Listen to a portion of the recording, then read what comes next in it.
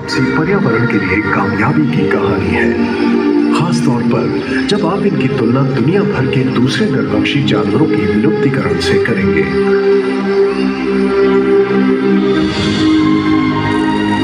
पर्यावरण के फायदे के अतिरिक्त मगरमच्छों की संख्या वृद्धि से आर्थिक लाभ भी हुआ। मगरमच्छ के पालन और पर्यटन के द्वारा और इस अद्भुत प्राणी के संरक्षण के जारी कार्य में इन दोनों ने ही महत्वपूर्ण योगदान दिया है।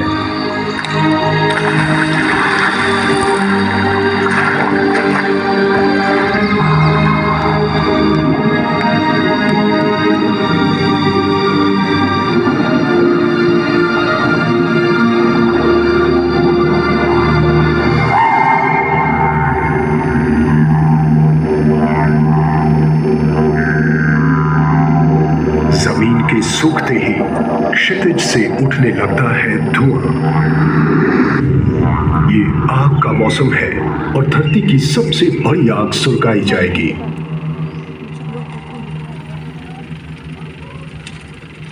हर साल सैकड़ों हजारों वर्ग किलोमीटर जमीन में आग लगती है,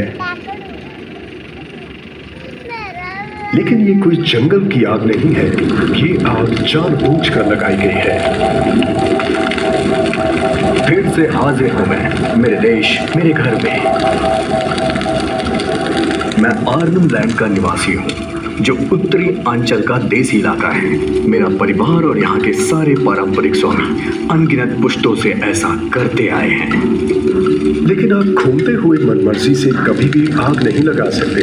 आपको अपने दादा परदादाओं की राह पर चलकर इसे प्रज्वलित करना होगा। हम सूखी वनस्पति को कम करने के लिए आग जलाते हैं, जो वर्षा ऋतु में उगाती है। यदि हम अभी ऐसा नहीं करते तो पतझड़ के मौसम में आसमान से बिजली गिरकर ये काम कर देगी। तबाही मचाने वाली ये चिंगारियां अपनी राह में आने वाली हर चीज को भस्म कर देती है।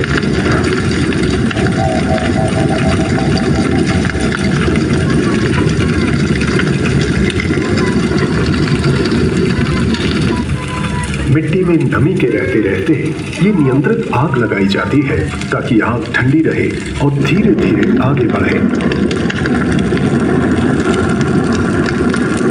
इससे हर प्राणी को भागकर अपनी जान बचाने का समय मिल जाता है।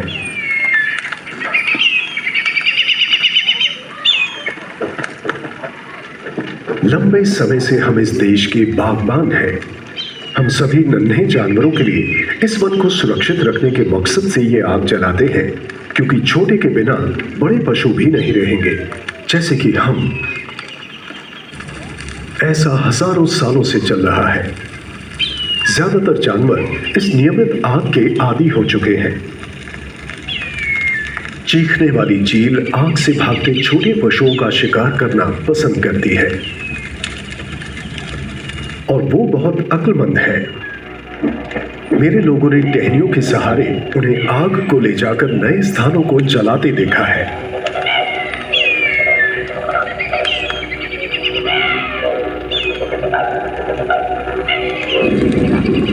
मेरे लोगों का इस आग के साथ मजबूत आध्यात्मिक रिश्ता है। हमारे अनुष्ठानों में अक्सर धुएं का प्रयोग होता है। इस धुएं में हम अपने पूर्वजों से, अपने परिवार से और हमें छोड़कर जा चुके व्यक्तियों से बात कर रहे हैं, क्योंकि हमें लगता है कि वो यही कहीं है। ये हमारा इतिहास है।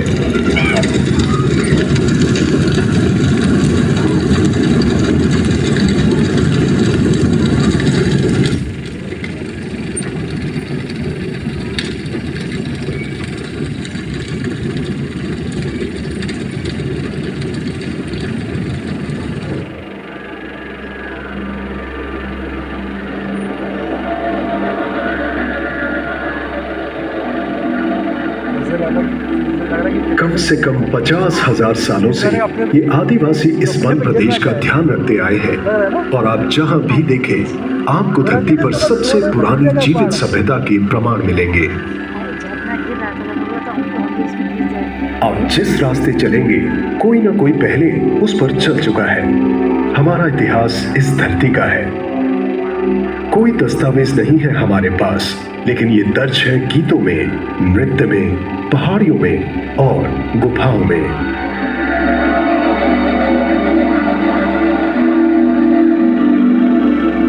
उत्तरी अंचल के आनहम लैंड के इस हिस्से में हजारों कलाकृतियों वाले स्थान इन बलुई पत्थर की ढलानों की लाखों वर्ष पुरानी गुफाओं और चार दीवारियों में बिखरे पड़े हैं।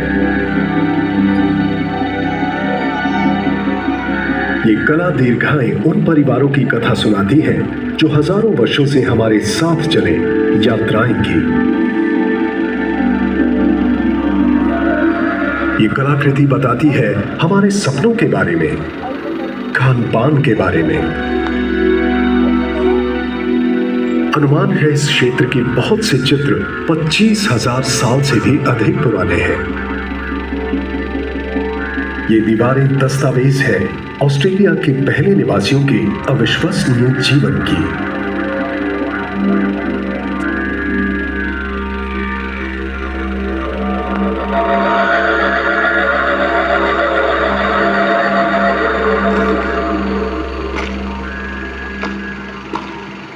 पूरे देश में बसे हमारे लोग प्रकृति का दिल से सम्मान करते हैं और आप चारों तरफ देखकर महसूस करेंगे कि हमारे पूर्वजों ने कितना ध्यान रखा था इस देश का।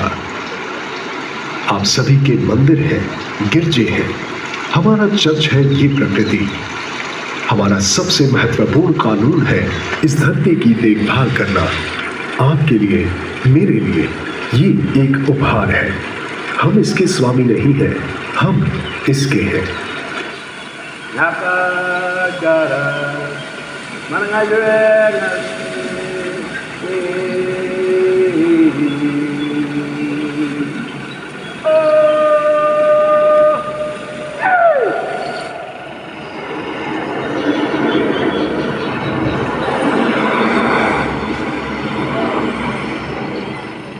जैसे जैसे पतझड़ का मौसम आगे बढ़ता है, जलीय भूमि सिकुड़ने लगती है।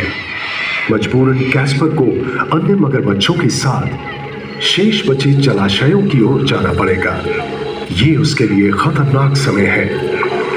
भोजन के लिए कांटे की टक्कर होगी।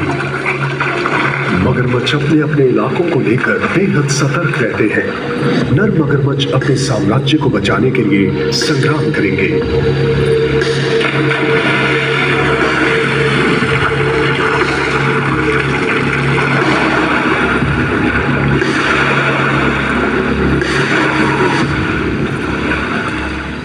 कैस्पर को जिंदा रहना है तो उसे आगे बढ़ना होगा। रहने और भोजन के लिए अच्छी जगह की तलाश में नर मगरमच्छ हजारों मील तक का सफर करते हैं, स्वभाव से कुछ कुछ बंजारों जैसे, जब तक कि ये पूर्ण वयस्क होकर स्थानीय मुखिया से लड़ने और उसकी जगह पर दखल करने में सफल नहीं हो जाते। अगले 20 सालों तक वह उत्तरी ऑस्ट्रेलिया के समुद्र तटों में भटकेगा, खाड़ियों और शांत समुद्री किनारों पर शिकार करेगा। किम्बरले क्षेत्र में थोड़ा पश्चिम की ओर बगैर जनाबादी वाला एक बहुत बड़ा इलाका है। कैस्पर के खाने और बड़े होने के लिए यहां काफी जगह है।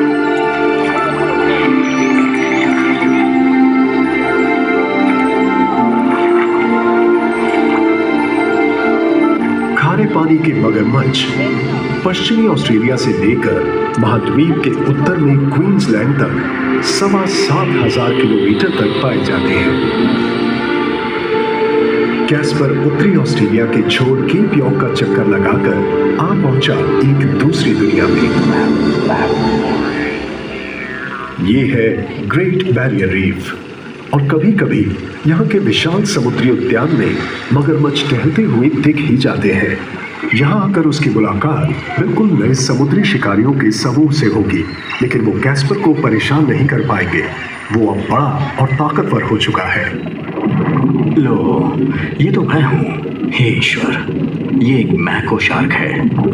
हम इस दोस्त को माना कहते हैं। ये 14 फीट तक लंबी हो सकती है और इसकी गति समुद्र में सबसे तेज है। इसकी रफ्तार 40 मील प्रति घंटे की है। टाइगर शार्क्स भी अक्सर यहाँ सुस्ताने आती हैं।